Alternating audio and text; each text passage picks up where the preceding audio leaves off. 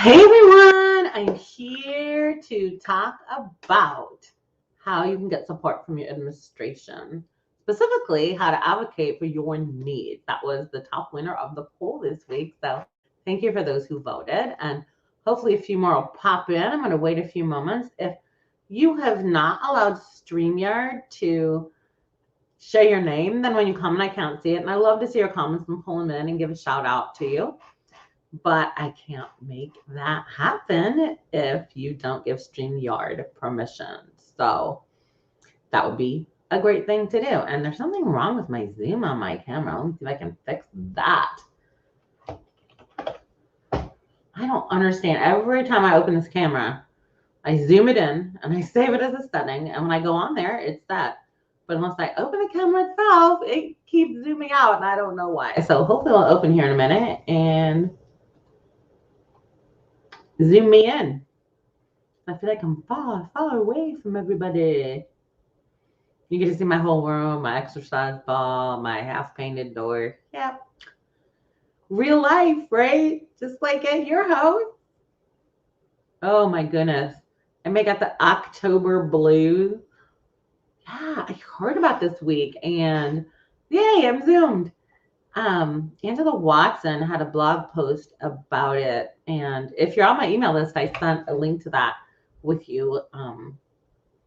If you're not on my email list, put a comment. Hey, email us please, and I'll be happy to private message you and get your email address and get you added. I send a weekly, I call it the Whiff Goodies Weekly, and it basically is just full of tons of resources and tips that are low cost and free. It's just a way that I serve my people because I've come across stuff. I love coming across stuff and searching for good stuff and sharing it. But apparently the October blues is a real thing for educators. Kind of like in the winter when people like they don't get enough sun and I can't remember what that's called. Anyway, it's kind of like that. It's like a real thing. Like you get to October and you're like, oh my gosh, nothing's going as good as I hoped. I'm not as far in the curriculum as I am. I still got behavior issues, all these kind of things. I'm swamped in paperwork, right? If you're doing special education. So all of those things really weigh on teachers in October, even when it's not teaching after through a pandemic. I guess the pandemic's not really over, but most of us are back to in-person teaching, at least where I'm at in Indiana, everything is pretty much in person. I'm not sure. I know most of the teachers I'm speaking to across the United States are at least in some part in person, but the kids that they've come back, they are not the kids that left. Everybody's having to relearn how to do school. So with all of that on top of it and worrying about our own health and everything and the isolation that we've been under, the October blues is even worse. So you become like there's never going to be an end, and it can be so easy to get stuck into that. And so we have to work hard on our mindset to stay out of that and not allow that to overtake our mind. I've been reading a book lately called Get Out of Your Head, and it's by Jenny Smith, I believe. And she focuses on the Bible verse where God says that we can take our thoughts captive. And that has been so hugely beneficial to me because the fact that when that nerdy voice comes in and starts saying, you're not doing enough, or if you only did this, this might not have happened, then I can say, no, I can take that thought captive. And I'm doing the best I can. So I'm going to quiet that voice over there. And really just helpful to know that God tells me I can do that. I can take my words captive, my thoughts captive. So anyway, that was a little side note.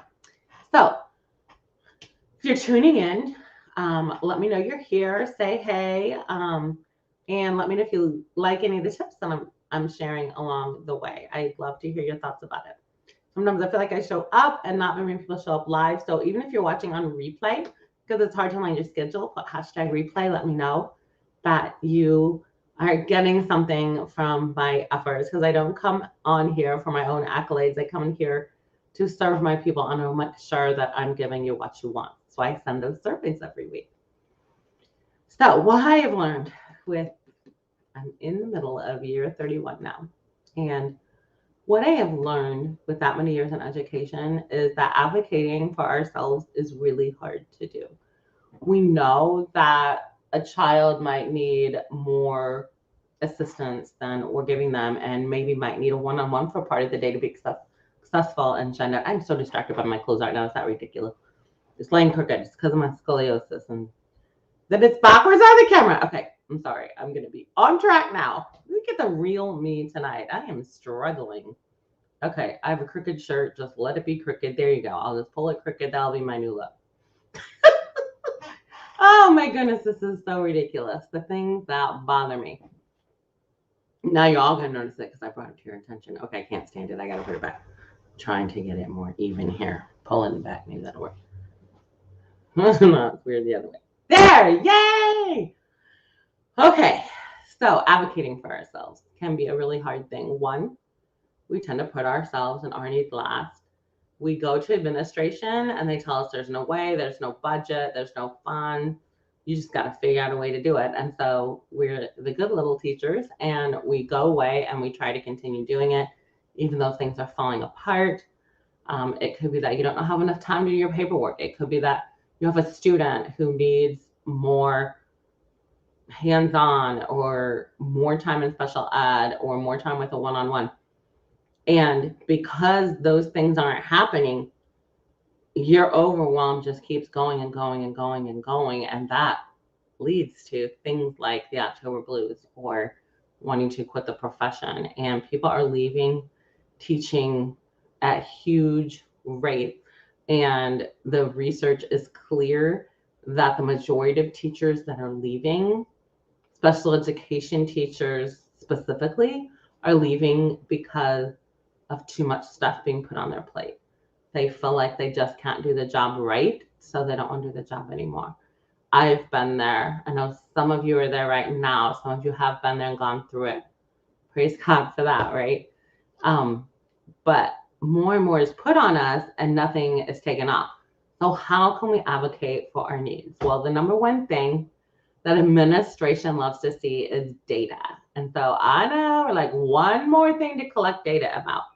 The thing is, if you go to a meeting and you don't have data showing why something is necessary that you advocate for, you're very unlikely to get it.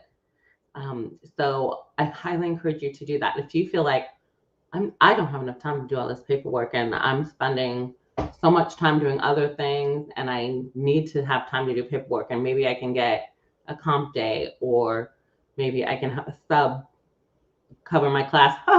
Yeah, now we're in sub shortages too. But if you're lucky to be in an area where there's not a sub shortage, you can get a sub. I used to advocate for a half day or full day sub to work on paperwork at the end of each month. And my administration ended up giving us, after years and years of advocating and us showing how much time we were spending on our own doing this paperwork that had to be done.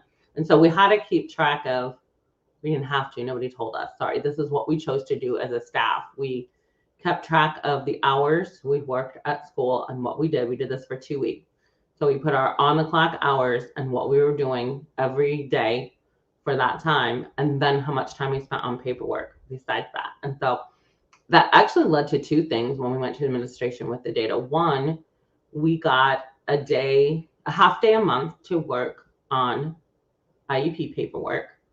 It was based on the number of students we had. I can't remember exactly how we did it because now I've been gone from that school for 2 years, but we got paperwork time put into our schedule we were allowed to take.